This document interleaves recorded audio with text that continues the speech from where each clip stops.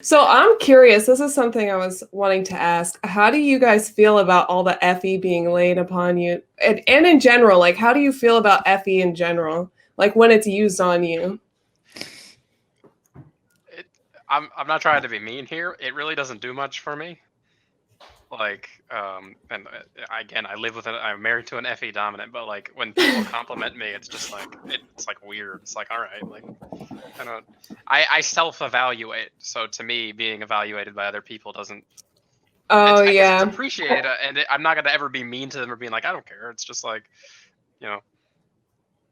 I really resonate with that as well. Like, it's like, I know what my strengths and weaknesses are. I don't need a lot of confirmation of them. It's, it's nice. Like, it's not like, I recognize they're doing a nice thing by like complimenting or whatever, but I don't think it ever changes what I think about myself in any significant way. So I'm like, I can take it with it.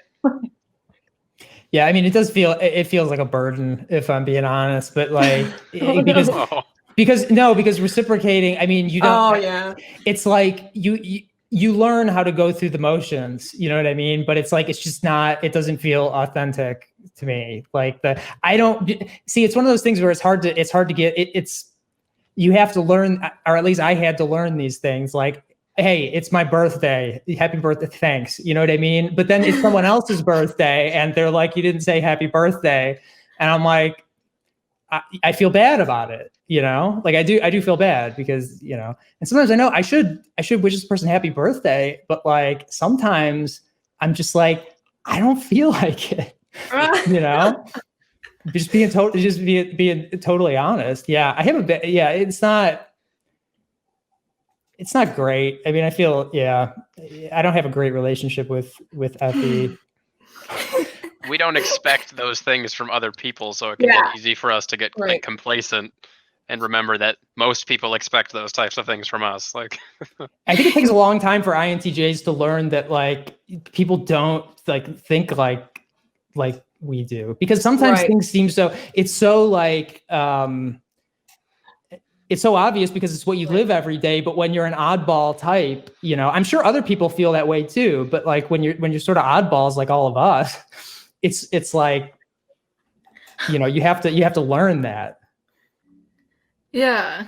It's kind of like we assume that our natural strengths are other people's, maybe like just by default. And so when other people have a different way that they like it, it's like, whoa, wow, I didn't know. Or it's interesting with FE. So inside the mind of an FE user, like FE users are incredibly sensitive to social messaging. So that's why like they like to give good vibes to other people, because they're how they gauge themselves, how they gauge the temperature of themselves is by looking at the temperature around other people. So it's this extreme sensitivity to social messaging that makes FE users a little more interdependent by nature. So they rely on that, hearing those affirmations or like having those social agreements or contracts that give around like positivity or like bring up the morale. It's because it's kind of like they kind of need it, because feeling is most real in the moment for the FE user, and so they want to generate more in the moment feelings and have like a certain environment based off of that emotional temperature that everyone creates. I don't know. So like just like TE tries to create like the resources to work as well as possible, FE tries to like make a emotional equilibrium that functions and helps the environment. I don't know. So they're both like collective functions that care about the collective. I'm actually curious, Michelle, also being an ENFP, when we were talking about that question, I was curious, like, I find a lot of ENFPs claim they're really high in terms of love languages on words of affirmation, but it's probably last for me, if not like that and acts of service being tied for last. And I'm curious, like, what that's like for you. Because I'm like, I find that's a difference between me and a lot of ENFPs, but to me, it kind of intuitively makes sense having FI. I'm like, well, I just don't need a lot of like the verbal feedback. What's that like for you? Well, words of affirmation is also like one of my lowest, and that and gifts. I don't care about gifts or words of affirmation. But what's really funny is I tend to give a lot of words of affirmation. It tends to be the number one way that I show people that I care. I don't know. Also, at work, it's a little frustrating because you get used to the FE atmosphere, and like you have to navigate it a certain degree of efficiency wise. And I work with a lot of FE users, so it's becoming like an automatic thing to respond to people who have FE back with FE. So like they've given it to me, now I got to give it back, because I know that I feel these things, but they need to know, they need to hear it so that they can, because I work with, like, for example, an ISFJ. Anytime she comes into the room, she just like lays it on thick onto everybody, like all this FE, like, oh my gosh, this person's so great and blah, blah, blah. And I love her to death, and she knows that, but I still like feel like, especially in a social area, like, hey, let me build you up a little bit. I don't know. For me, it's like a tool now, an automatic tool almost. I don't really care if it's used on me. I mean, there's no real benefit to me, but I know that it's helping you. So I'll accept it from you because I know you need to. Yeah, I resonate with all of that a lot. I feel like also I talk a lot of like positive shit about people behind their backs. Like I'm just constantly like going up to like my partner or whoever and being like even after this call, 100% I'll end the call and just I'll debrief with my partner about how great all you guys are. But it's like it's hard for me to say it to the people because I assume it's going to make them uncomfortable if I say it. Yep. It's like I'll just save it for when they're not around. But with FE, they like it if you say it to them. So it's like I forget that, which is like the wrong thing. That's interesting. I will compliment the hell out of people to other people. Yeah. I've never thought about that before, but I totally relate to that. Yeah. And that must come back to that, like, we imagine that other people view the world the same as we do.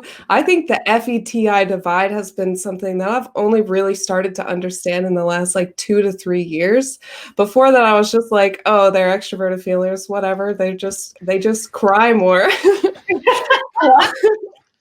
No, but for real, I'm watching this TV show right now, and the main character is an ISFJ, and she just uses her emotions to manipulate people all the time. And I'm just like, how do you do this? Like, you can tell, like, for her, it's so important to, like, maintain a specific emotion so that it gets across the specific point she's trying to get across. And then, like, she'll break as soon as other people leave, but, like, she's so emotionally manipulative. I'm like, It's interesting. I think the reason why FE says it to you is because FE sees emotions as a certain type of message. So it's sending you an emotional message, and because it wants to affect emotional outcomes. So then what I think to myself, like as an FE user, when you say that you tell people separately, like that person is awesome, I think about like, will that affect like the utility of the emotional atmosphere if you say it to your partner? Well, it eventually does get to that person. Like Sarah Snow has totally told me that you talked about me, Heidi. So I keep talking about how I want to make Joyce my real life friend. I want to be behind your back a lot like that. I'm like, do you think she wants to come over? Like, we don't live too far. Should I invite her? So yeah, you might have heard that circle back to you. That's amazing. I mean, with the people that I invite back over and over again, there is an implicit message that I kind of do want to be your friend if I invite you over and over again. Joyce, as soon as I stop living out of my car, you're coming over for dinner. So that's look at where FE got us. That was great. Yay! Yay! I think we're making pasta right now if you want to come over literally now. Oh. I don't know if she has that kind of EP energy, but you know. Maybe. I SE ate and indulged in way too much food before now. So if I came over, it would just solely be to talk to you about philosophical concepts and not to eat. I'll come over to eat. Where are you guys? If anyone's in Toronto, you're more than welcome. I thought I heard a Canadian accent from you. But are you in Toronto? Yeah. Oh yeah, I'm not far. I'm in Rochester. Let's all meet up. Oh yeah, Yeah. I'm in the Midwest, so it's not that far. Find a place where they're not really patrolling and just run. I haven't crossed the border to Canada in probably more than a decade, maybe, yeah, Really? more than a decade. The last time I did, I went to see a movie and I came back. It literally just went to see a movie. I'm like, I want to watch this. It's only playing in Toronto that's close by. And I came back, like, watched it, came back at like midnight through the border, and they took me out and tore my car to pieces. Oh Yeah. my gosh. They did that to my ex once, driving through the States. Because they just like have this inherent disbelief that anyone's crossing the border for like something casual. And I showed him like, the ticket. I'm like, here's the ticket. I'm like an hour and a half away. Yeah. You know? Yeah, it's nuts. Yeah, it's a tough border when you drive across it. I've heard a lot of horror stories actually of Americans like having trouble getting into Canada or coming back. But then I found out that, so the guy who was in this, I don't know what you call the guy who's running the station, I was talking to him, like, what's going on, man? My seats are out of the car. I got nothing. I literally, like, this is what I'm doing. And we found out that he like grew up like 2 blocks away from me. So suddenly everything's cool. Very SI, right? Suddenly everything's cool because we both grew up on Wildbriar and Wildflower Road in Henrietta. And he's good. Let him go. And I'm like, seriously, man? Couldn't have seen each other face to face before the car was torn apart. I have this conspiracy theory. Like when you said SI, it kind of makes like the familiar, like you're more comfortable with it. My dad has this pretense towards patriotism. Like he's very patriotic towards Chinese culture, very patriotic towards America, and he's not even American. But there's some sort of like SI familiarity. Like when they are familiar with it, they tend to become very attached to it. And I'm like, interesting. It'll make you like them more. Like they will like you more if they associate you with something they know and trust already. So like what you said, Michael. I don't know. Sorry, tangent about my dad. I got pulled over once in Virginia for like going on to an HOV that I didn't know was an HOV, and I made a joke about bribing the cop, and it wasn't taken as a that I can imagine did not go well. You guys slipped me $50 or something, like, as a joke, but it didn't go over well. Oh no.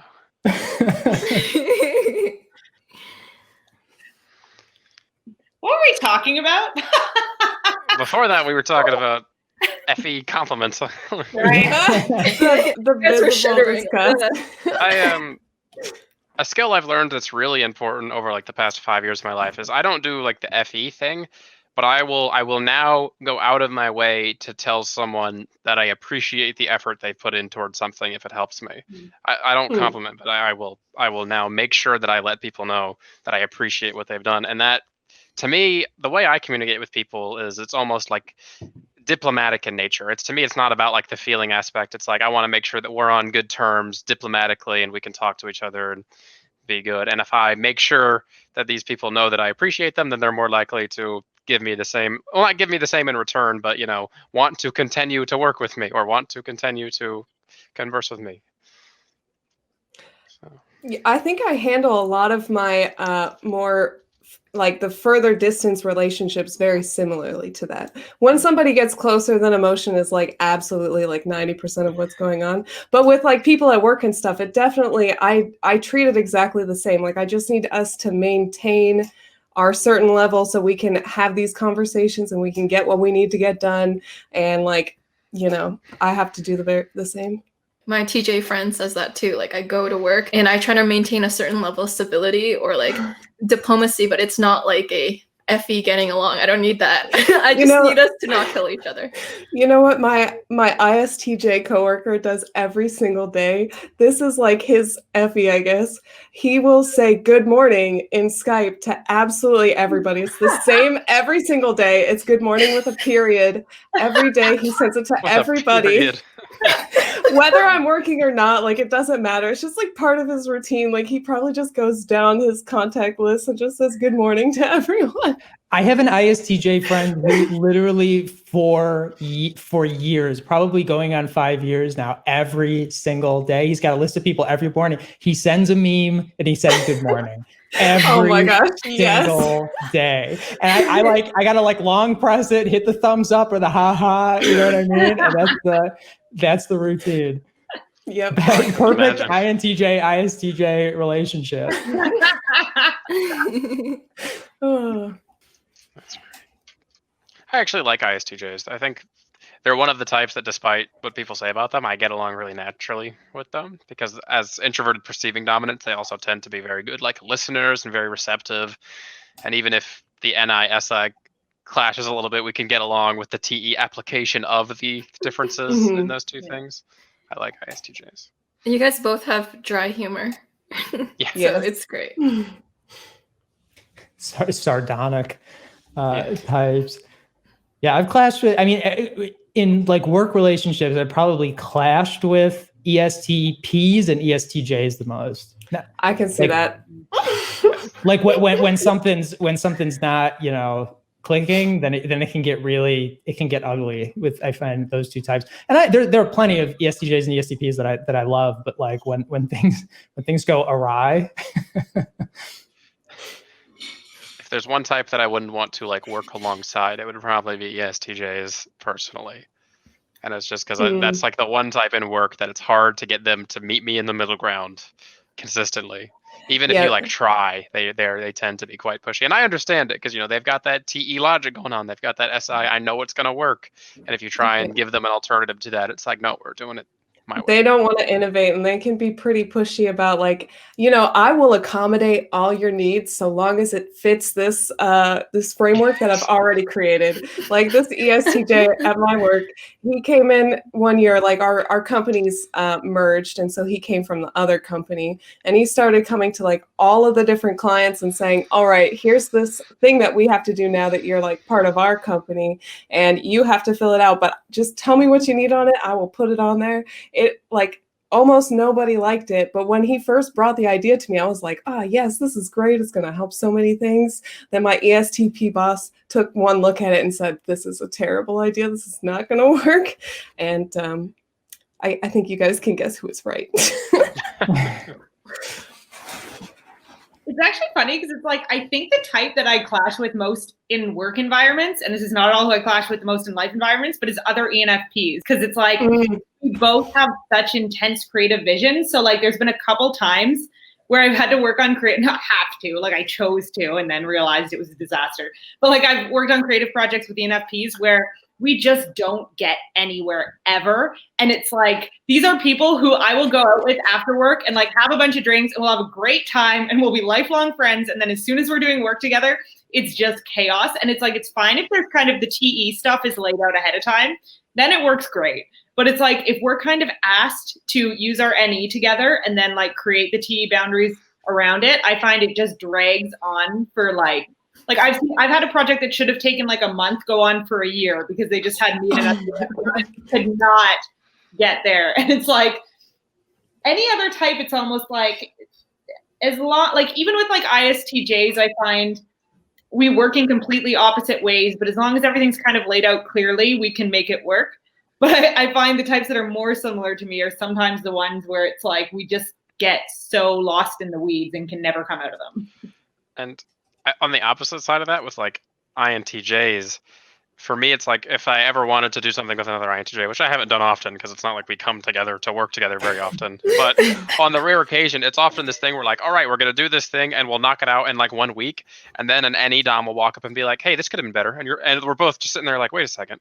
It could have been better. Like, oh yeah, that's absolutely could have been way better than that. I've seen other INTJs work, and like from that like outside perspective, and sometimes, to be honest, I'm like, wow, that actually does come off as like really overbearing. But there's also, I mean, I had an experience recently where there was a new council at work that I had to work through. So I was in New York. I walked over to her desk, hadn't met her before, and she stood up and we started working through this thing that I've been working on for weeks and just hitting like dead ends and just firing things back and forth. And within like 5 minutes, we'd resolved the whole thing. And I walked away and I'm like, oh shit, total INTJ, you know? So it works that way too. I was like, wow, interesting. I mean, it was interesting knowing about type because I was like, I walked away and I'm like, you know what? I have a feeling like I know what's going on here. But it depends. I mean, if our visions clash and it's two INTJs working together, that's absolute hell.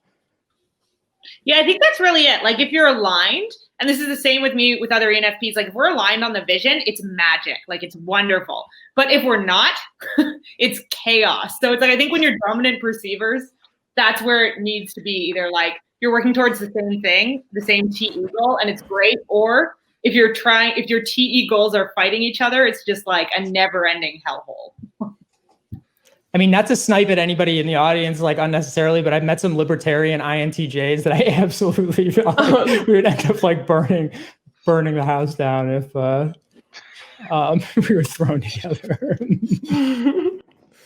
Interesting. What about you, Joyce? Do you work well with other INFJs?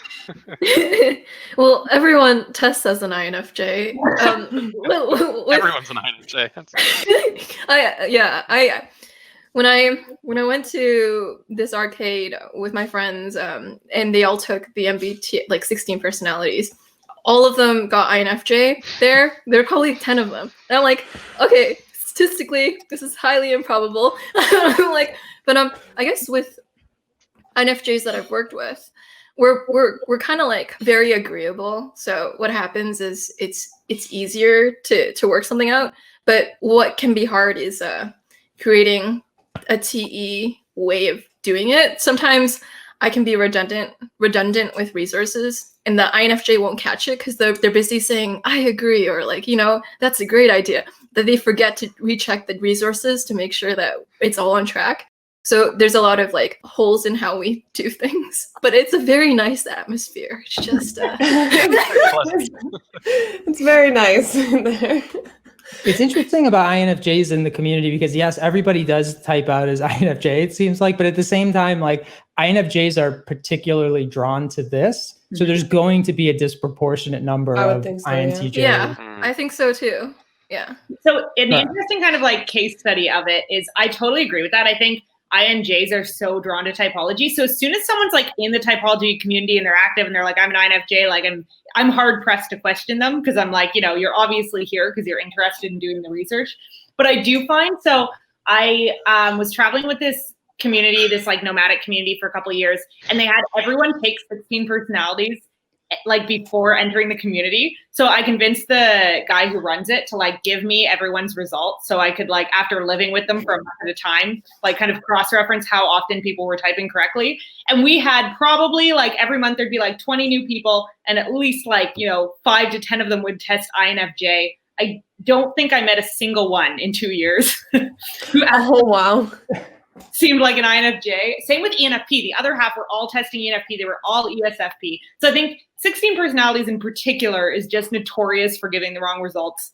And it's like, once people are actually doing the work of like researching their type, I give them a lot more like credibility and I believe them a lot more. But if they've just taken 16 personalities because someone told them to, I'm like, probably didn't get it right.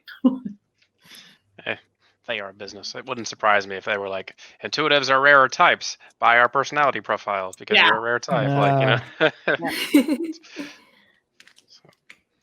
It's one of the things that's interesting about the personality hacker events because like I like you just throw them into a room and I'm like, oh my God, there's so many INJs here. And I remember meeting Jasper, who was on our INTJ video, who's like same type, same Enneagram, like we're pretty much down the line, same social self-pres, like same, like straight down the line. It was creepy.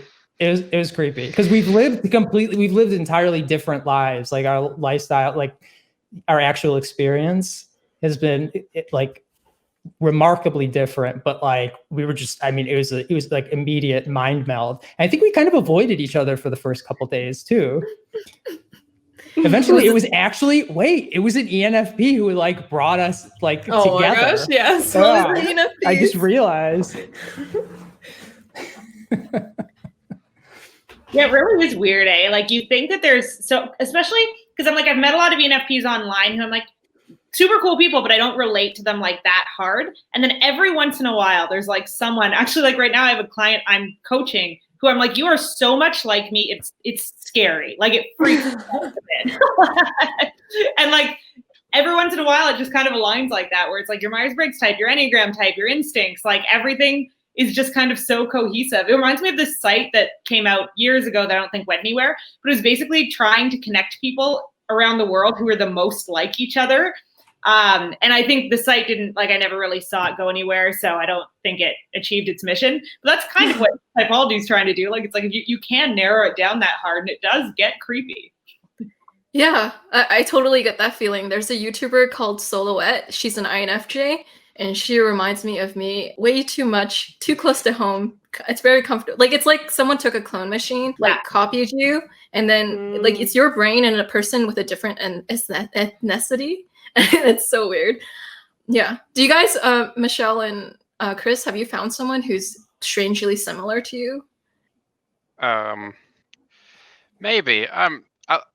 Maybe like online, I've met people who are kind of like that.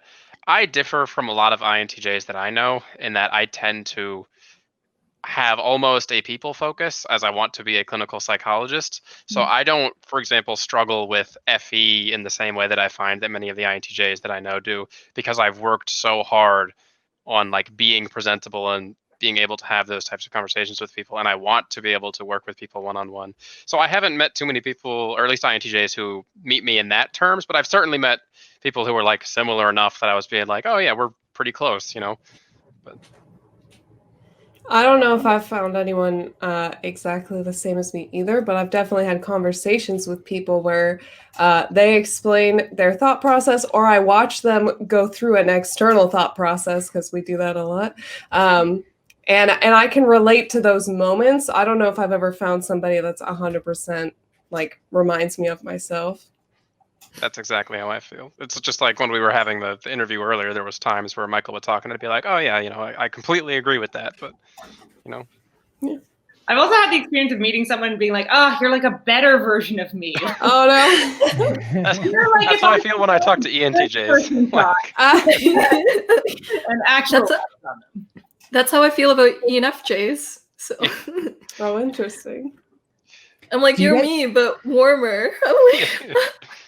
Does anyone have a type that they would say that like they would aspire to be if they could if I could choose, if I could switch, if I had to swap out, like?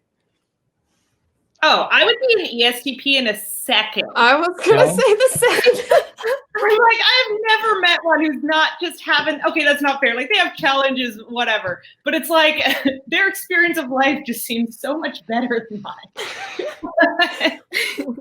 Overall. I'd say ESFP probably. Yeah. I would probably say maybe even ENFP. Maybe ESFP, but I don't know. Just the EFPs, I admire their just raw, authentic, playful energy. It's just nice.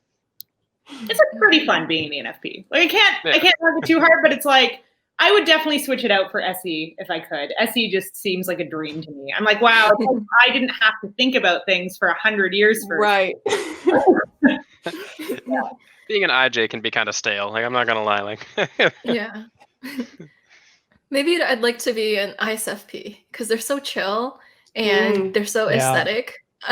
If I could just be beautiful for my entire life and be like them, it would be great. Is that how that works? They have the intense emotions to back that up, so you'd have to put up with that, and they're gonna react to it. It's gonna be like very visceral for an ISFP. So that's pretty funny. Yeah, A.J. Drenth calls FI a dormant volcano, and it really captures that. Especially in the dominant slot. Like, yes. Is interesting. I mean, a large proportion of my like close friends through life have been INFPs. Same. Yeah. Just NFPs in general, I find, are the ones that I did. Yeah, I've ended up dating ENFPs and being very close friends with INFPs. I've noticed that INFPs and INTJs, I see them chatting more than ENFPs and INTJs, but maybe that's just the nature of the internet drawing more introverts into it. So maybe there's just like the disproportionate numbers. Maybe in the real world, it's more likely to be ENFP, INTJ. I don't know. Wait, say the first part again. So you said as opposed to INTJ, you see who chatting more? INFP and INTJ. I see that a lot. Yeah. So I definitely see that happening online, like very easily. Yeah. So here's a question. Is there a type that you find is often drawn to you that you're not specifically drawn towards? ISFJs for me.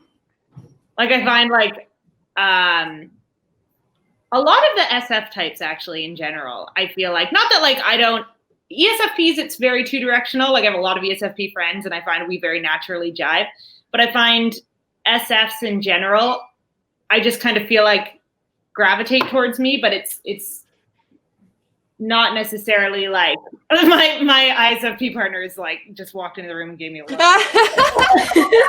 Yes.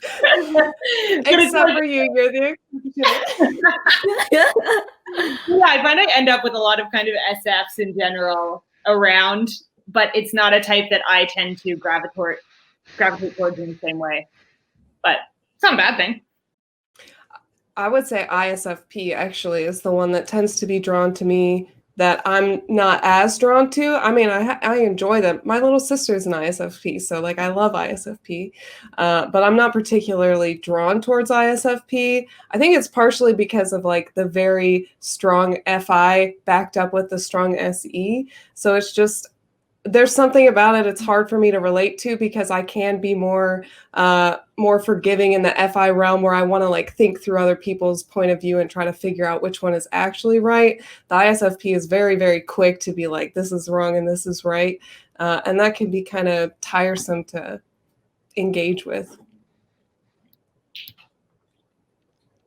I find it's interesting because it's like anytime you're dealing with an FI user, like there's so much variability within, like from FI user to FI user. So I'm like, almost with any of the FP types, I'm like, it can be so great or it can go so bad for me in terms of like befriending, dating. Like it just totally depends on what they identify with within their FI and what they kind of build that ego around. Yeah. What about you guys? What about the INTJ? Yeah, I was going to say the same. I don't know. I mean, I don't have a sense of who's like drawn to me. You know what I mean? I feel like who's drawn. I don't even know how to answer the question. I've been thinking about it now for a couple of minutes, and I'm like, I don't know. Michael, I have so many of my friends DMing me, going like, you know that guy Michael? He has a special vibe. What are their types? I mean, is there a consistency there? Maybe. I think people just like you, Michael, when they talk to you. Thanks, guys. Thanks, everybody.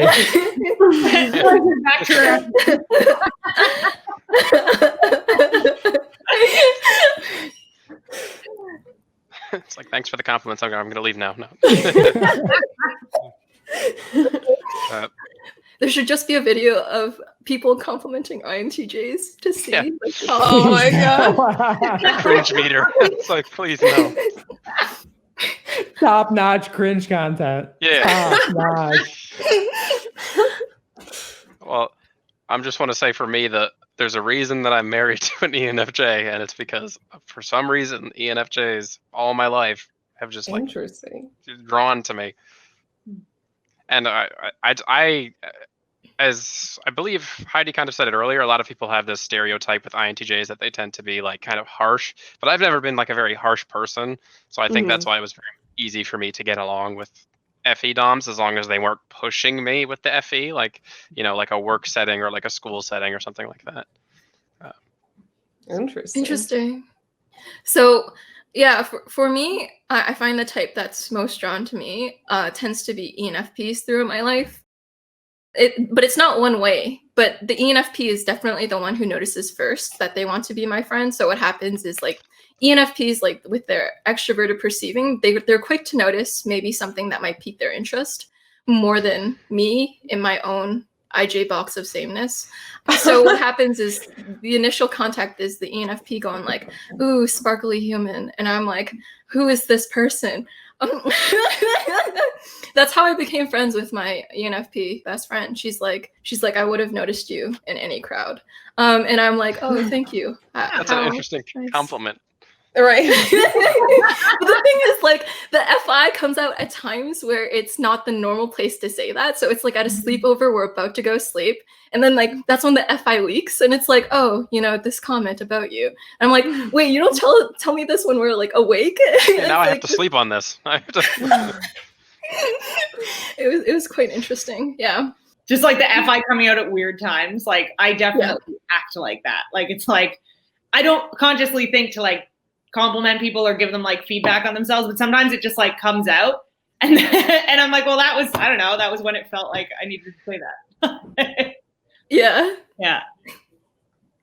So I am curious, how quick when you see somebody, can you tell if you're going to be friends with them or not, or that you want to be friends with them? Like how quickly can you tell? Is it like an instant thing? Does it take time? Fast. Yeah. Like a minute of conversation at Yeah, most. at most. Now I've been wrong before, but like I sure. tend to like, for the most part, make those initial perceptions quickly, and maybe there's some sort of value in that. But at the same time, just because if I decide someone's probably not going to be like a long-term friend, doesn't mean I'm going to treat them any differently, you know. Mm-hmm. Yeah. Yeah, I feel like I'm about 50-50. Like it's like a lot of the time if I meet someone I really click with, like it's quite apparent right away. But I've also had a lot of situations, and again, maybe this is by virtue of just living in communities a lot, where people I don't necessarily think I'm going to get along with end up being like people I'm close to. But I know when there's like a very quick kind of natural connection, like that jumps out right away. Yeah, and it sounds like, I feel like it sounds kind of negative, like if we're saying I'm not going to get along with this person, but actually most of the time it works the other way. Like I feel like I tend to get along with more people than not. Mm-hmm. Mm-hmm. I'm 50-50. If there's something like really special about that person, I will notice. Like, just some people, they have a shine to them, but I don't look for that sometimes. So, but when it sticks out, I notice it. But it's not like it's natural for me to want to go like, I will click or not click. I give it like more time to simmer. Probably also because having FE, it's like you have to have that kind of back and forth conversation more. Whereas like with FI, it quickly internalizes like, here's how I felt talking to this person, which gives me a gauge of whether or not I enjoy being around them. So it kind of makes sense also in terms of just type differences. For me, it's like you said, you like can see if they have that shine. For me, the people that more often than not stick out to me and are the people that I want to approach and communicate with are not people who have shines, but people who are on the opposite side of that spectrum. They have something dark that I can tell they're hiding. And those are the people that and it could just because I'm a psych major, but I enjoy talking to those people where I feel like they have something deeper going on there and I can get that out of them if we have a conversation. I totally agree with that. And also I think to narrow it down, like I'm pretty weird. Got some goofball interests. I can tell pretty quickly, I feel like, if someone's open to like that. You know what I mean? Same.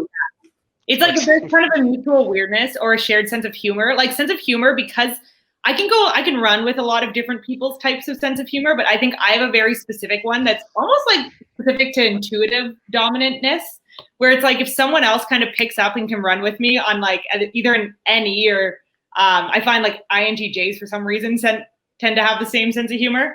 Like that's a big indication to me that we think similarly enough that it's like if you laugh at the same things, it means you find the same things absurd, which yes, that's a good way of putting it, actually. Yeah. I always say that the intuitive dominance more often than not like absurd humor more than God, yeah. Yeah. And it's also the thing, I think it relates to like people being drawn or us being drawn to like darkness in a way, because like if anyone who's been through a lot, like you got to have a sense of humor coming out of it. You know what I mean? So yeah. Yeah. Yeah. Where did our host go? I think someone got home or something. I saw her door open. Yeah, I was just kind of reflecting on like what you were saying about the darkness thing, because I was having a conversation recently with like a friend and I was like, yeah, I feel like everyone in my like inner circle just has a lot of like psychological challenges in some way or another, whether it's like mental illness or just like really struggling with being a human in different ways. And I was like, I wonder why that is. And my friend was just like, well, you don't find people who don't have that interesting enough to like really want to kind of engage with them long term, because it's like to be an NDOM is to just love kind of like the ever unfolding mystery of anything, including people. So it's like, I'm sure that also plays into that a lot. Wonderfully said. I often say that like mystery is one of my greatest passions in life. It's just like uncovering that which is not known. And unlike the TI dominant who's like searching for the truth, for me, it's the act of uncovering that which isn't seen, which is exciting to me. And I often find myself energized by that. I love that. Yeah, I just feel like there are things that we can't know, that we're not wired to know. You're wired to perceive things in a certain way, and anything outside that perimeter is not accessible to us. And everybody's like, people look for it. You know what I mean? So it's like accepting that mystery.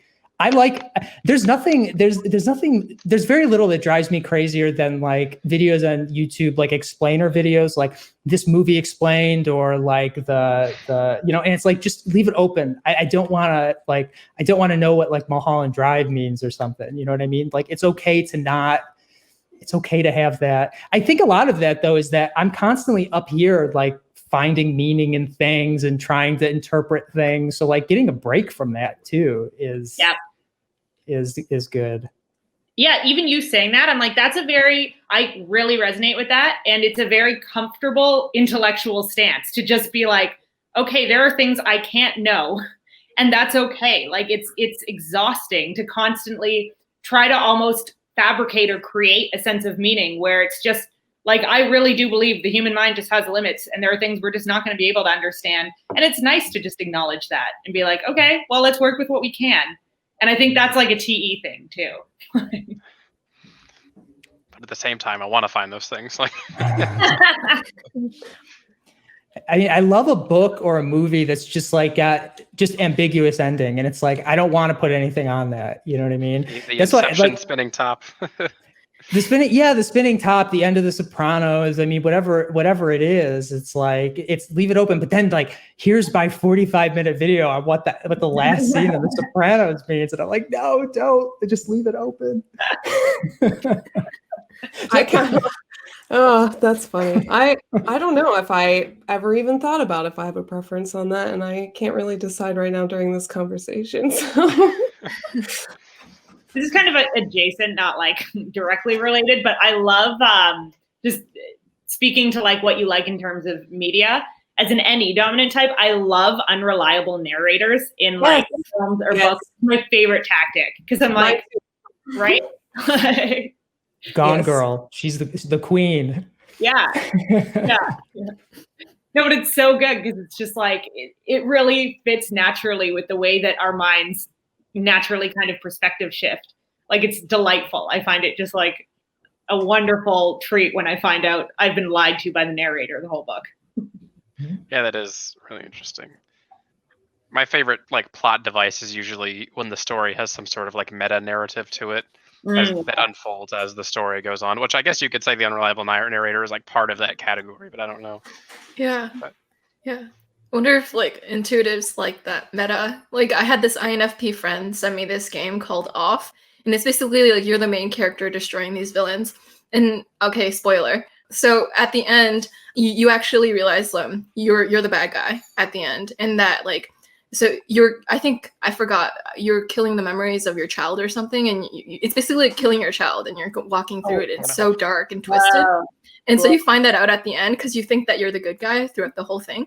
And I think like, I don't know, and it's like an intuitive twist, like a dark twist. Yeah, I like those types of things too. Yeah, I love that.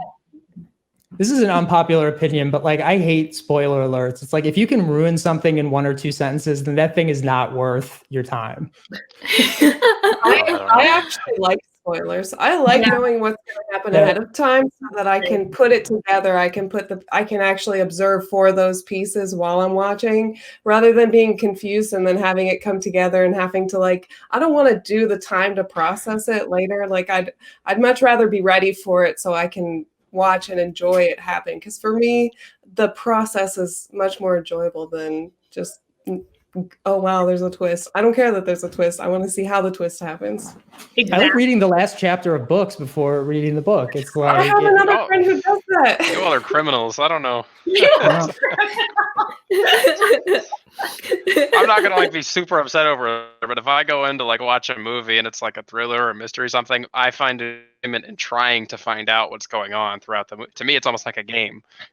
You know, I'm not there for the ride. I'm there for the the interaction with it, I guess. I mean, a mystery is a different ball game, though. That's that's true. Yeah. Reading sorry, I the didn't last mean to chapter cut of a book, that hurt. I don't know. No. You do you, though.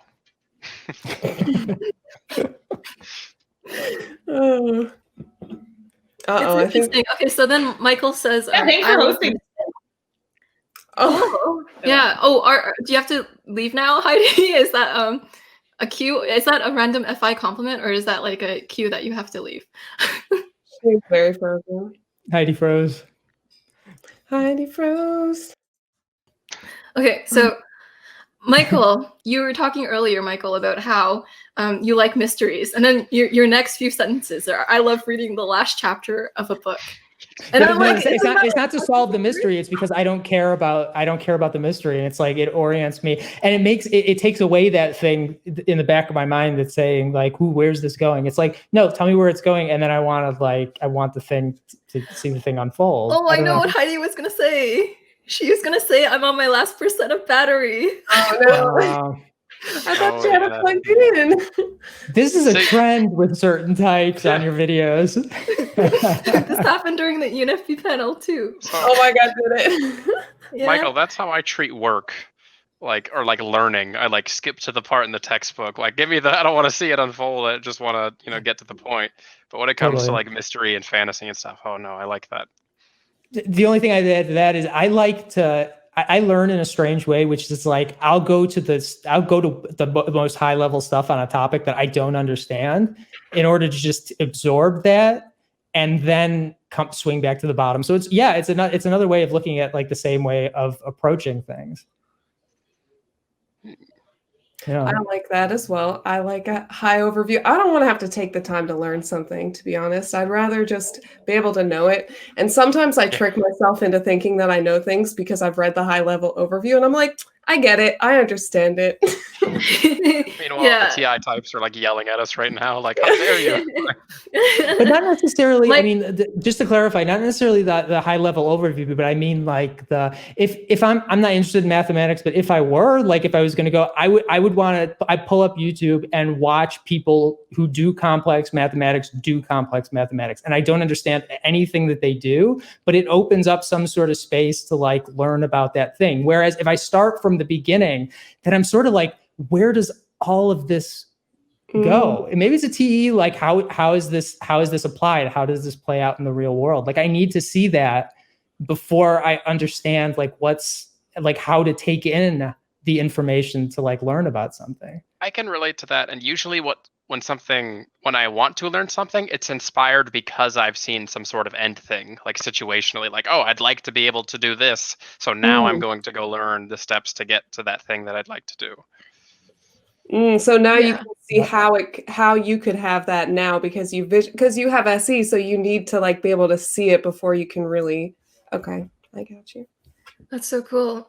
Yeah, the high level overview might also have to do with the TE as well, knowing the structure on a high level. Yeah. And so Michelle, you said that super NE thing where any users, there's a saying where they can read a paragraph and they can become an expert on it. So they can read the paragraph synopsis of something and talk like they've been into it for 10 years.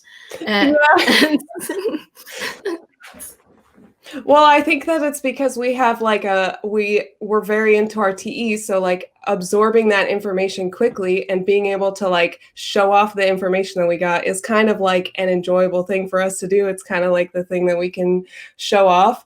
So we trick ourselves into thinking that we know more than we do. My mom used to call me a know-it-all a lot as a kid because I would just always be like, oh, this is what this is.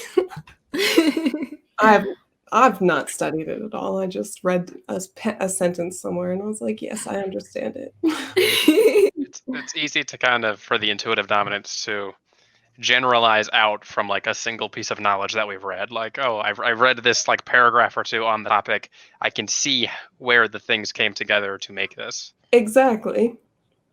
Why take time for the nitty gritty? There's so much else to learn and fit into this big framework. Until the TI Dom calls you out. It's brutal and it's tough, but yep. Yeah, they'll totally call you out on it, and I'm like, oh man, I can't. Ouch. Yeah. Because when I sit down, I need to be like, I feel like I never have like enough. Like on a topic, I feel like I never have enough information. I actually feel like I don't know about anything. And then I sit down to like work on something, and suddenly things are like connecting. Like I need to sit down and like write it down, because like suddenly other stuff comes.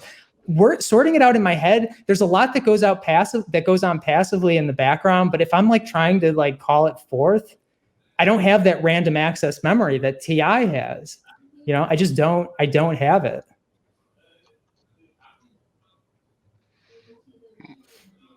Do you feel like you have that? I mean, Chris or anybody, like the just like informate, like that web of information is there and it's just ready to be called forth. It's like I need to be able to sit down and like I'm applying it to something specific, and then everything sort of funnels into that. But if it's just walking around, it's just all of this, it feels like all of this stuff. It's kind of the idea with like, especially with introverted intuitives, where they just have like loose clouds of information floating around in their head. It's less of like this structured, formalized, built system, and it's more so this thing that like, oh, if the neurons are putting energy into this topic that we're interested in, the things that are close by are going to fire off, and it'll come together. But I'm completely the same way. It's just like, and maybe this is just like a no SI thing, but people will ask me like, oh, what's like your favorite movie or your favorite TV shows? And it's like, who am I? Like, I don't like. Unless I have time to think about something like that, I don't even know what my interests are. I know that because I've made lists. I mean, I have them. I externalized all that stuff. So this is a question that I have for you guys, because this is something that Tim does. He can watch a show like 4 times because he really loves it. However, he can completely forget like the plot twist at the end if there's been like enough time. Oh, where did... Joyce is gone again. Well, I mean, it depends on what you mean by like enough time. But if we're talking like a year, I'm not going to forget. But like, you know, you give me 5-10 years, I can rewatch a movie. I cannot rewatch or reinteract with the same like media very often, unless it's something that I really, really enjoy. My wife, on the other hand, she'll rewatch a movie that she likes like 20 times. And for a while, I thought she was an ESFJ, because I was like, do you just have SI? Like, is this why you rewatch movies? But I'm so impatient. And if I already know how the movie's going to unfold, I don't want to put my time into that, because it's like I've already done it. That's really interesting, because I'm the exact opposite. Like I think it's a chore to go through something the first time, but I will go back as soon as I'm done. Like the book, I don't know if anybody's read the book Wolf Hall, that series. But it's about like the court of Henry VIII. It's about his sort of right-hand man. It's so good. But it took me like a year to get through it the first time. But I've reread it twice since then, and I just blew through it. But it feels like it's almost like taking in new information is like kind of exhausting, because it's got to like find a place to go. But once it's in there, I like to develop it. I want to revisit something and watch it. My favorite movies I've watched, I mean, I don't know, dozens of times. Yeah, I think there may be like correlations maybe to functions there, but it's also just individual differences, you know. Oh, totally. Yeah.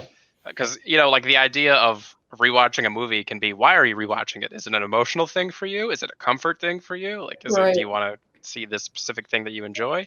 The way that I interact with information is almost, or even anything, is almost purely obsession based. So it's like an on-off switch. So if I'm interested in something, it has 100% of my attention all the time. Which is why I'll like watch a movie and it's like, great, I love that. I'll talk about it for 5 days, and then that switch turns off and it's on to another thing. That's good. I'm glad that you mentioned that about like tying everything into functions and everything, because like I've seen like, I've seen things where like someone will listen to what I just said and be like, oh, he must have SI, you know what I mean? It's all like those kinds of things. Guys, everybody watching this, like if stop doing that. Stop doing that. It absolutely drives me up the wall when I see that.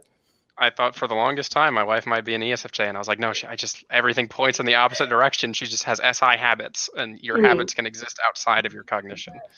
No. Well, I also know my little sister's an ISFP, and she will rewatch movies over and over again because she wants to relive the experience of the movie. So she'll watch it over and over and over and over and over again because she loves it and she wants to experience it again. And it doesn't matter that she's seen it like 500 times. She literally watched Finding Nemo so many times, like the movie makes me puke to think about it. I actually don't like rewatching anything almost ever unless it's really good and there's been well enough time, but I always remember almost everything, so it's not really enjoyable when I could watch something new and get a new experience instead. We're secretly just undercover ISTJs. So. Yeah. Believe it. Joyce is dealing with a lot of SE tonight, it looks like. People barging in and...